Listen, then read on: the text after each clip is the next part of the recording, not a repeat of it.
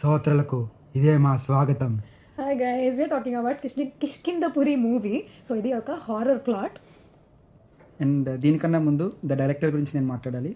చౌకవరు చల్లగా movie డైరెక్టరే. So మనం చూస్తే కనుక చాలా బాగా నచ్చింది మాకు ఆ మూవీ.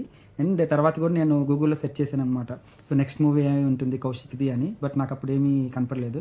సడన్గా ఇంటర్వ్యూస్లో ఆ టైంలో కౌశిక్ తీసింది అండ్ నాకు చౌకవరు చల్లగా ఆ డైలాగ్స్ కానీ ఆ వే ఆఫ్ టేకింగ్ నాకు చాలా బాగా ఇష్టం ఆ మూవీ.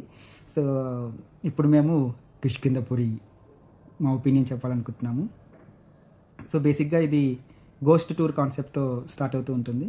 అది మన కంట్రీస్లో కొంచెం అన్కామన్, కానీ the director has been in the foreign. So అక్కడ తను చూసినది స్వీడన్. చెప్పండి. సో స్వీడన్లో కూడా మనకి డైరెక్టర్ చెప్పినట్టు మనకి గోస్ట్ టూర్స్ అనేవి ఉంటాయి. సో మేము కూడా స్వీడన్ వెళ్ళి అండ్ సో ఫారిన్ కంట్రీస్లో ఇది కామన్గా ఉంటుంది. సో ఆ ఇన్ఫ్లుయెన్స్తో తీసిన మూవీ ఇది.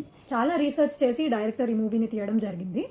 అండ్ ఎంట్రన్స్ నుంచి సో ఫస్ట్ షాట్ నుంచి లాస్ట్ షాట్ వరకు కూడా మన ప్రతి సీన్ కూడా మన రామాయణంతో లింక్ చేయొచ్చు. ఎక్కడ ఫస్ట్ ఆ CGI కానీ ఆ మంకీస్తో ఉన్న సీన్ కూడా చాలా బాగా తీశారు. సో ఎప్పుడు ఆపద వచ్చినా కూడా రాముడు ఎలాగ నిలబడ్డాడు అనే విధంగానే ఈ కాన్సెప్ట్ అనేది తీశాడు. మన హీరో పేరు రఘురామ్ అండ్ హీరోయిన్ పేరు జానకి అనమాట. సో వీళ్ళిద్దరూ కూడా ఒక ఏజెన్సీలో వర్క్ చేస్తారు. అండ్ చాలా మంది ఇంట్రెస్టెడ్ పీపుల్ని they take on ghost tour అనమాట.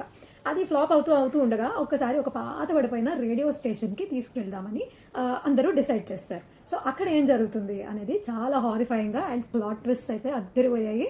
మనం అనుకోమన్న అసలు అనమాట. అసలు అలాంటి ట్విస్ట్లు ఉన్నాయన్నమాట సినిమాలో. స్టార్టింగ్ నేమ్స్ వచ్చినప్పుడు వచ్చిన హర్రర్ అవి ఇంకాస్త ఎక్కువ ఉంటే బాగుండేది అనిపించింది. ట్రూ కొంచెం అంత ఇంకా ఎక్స్పెక్ట్ చేసాం, ఇంకా మోర్ హర్రర్ లాగా ఉంది. కానీ ట్రైలర్ అండ్ ఆల్ ఇంకా చాలా ఉంటాయేమో ఇలాంటి సీన్లు అని అనుకున్నాం, కానీ అంత భయం అయితే పెట్టలేదు. సో ఎక్కడా కూడా బోరింగ్ అయితే అస్సలు లేదు. సో వితౌట్ ఎనీ బోరింగ్ మనం హ్యాపీగా ఎంజాయ్ చేసాము ఈ మూవీ అయితే. అండ్ కలర్ గ్రేడింగ్ అనేది కూడా ఇంక్లూడ్ చేశాడు. అది సెకండ్ టైం చూసినప్పుడు కానీ అబ్జర్వ్ చేస్తే మనకు కనిపిస్తూ ఉంటుంది. సో లాస్ట్కి వచ్చేసరికి కూడా రెడ్ కలర్ అనేది వస్తూ ఉంటుంది. సో ఈ కలర్ గ్రేడింగ్ కానీ ఈచ్ అండ్ ఎవ్రీ డీటెయిలింగ్ కూడా చాలా బాగా తీశారు డైరెక్టర్. VFX యూసేజ్ అంతా కూడా చాలా బాగా జరిగింది. సో ఇట్స్ ఆన్ ప్రైమ్ అయినా it's on OTT now. So you just go and watch. ZEE5లో మనకి 17th నుంచి స్ట్రీమింగ్లో వస్తుంది. సో ఖచ్చితంగా థియేటర్లో మిస్ అయిన వాళ్ళు రాత్రిపూట తలుపులు వేసుకుని మరి చూడొచ్చు. అండ్ వాయిస్ అయితే శ్రోతలకు రేడియో వచ్చే వాయిస్ చాలా బాగుంది. దయ్యం సినిమాలు అనేవి రెండు రకాలుగా మనం చెప్పుకోవచ్చు. దయ్యానికి ఏదో అన్యాయం జరిగి అది బ్రతుకున్నప్పుడు దానికి ఏదో అన్యాయం జరిగి అది ఆత్మగా అయ్యి రివెంజ్ తీసుకునేది ఒక టైప్ అనమాట. సో మన దయ్యం వచ్చేసరికి కానీ ఇది ట్విస్ట్ చెప్పేసినట్టుగా ఉంటుందేమో. సో మనకి చాలా మల్టిపుల్ ట్విస్ట్ అనేవి ఉంటాయి. సో అది మాత్రం ప్యూర్లీ రాక్షసత్వం అయితే కనిపిస్తుంది అనమాట ఫ్రమ్ దాట్ దయ్యం character. Just go and watch, you will love it. Suspense కోసం and all you can directly watch it. శ్రోతలకు మా ధన్యవాదం.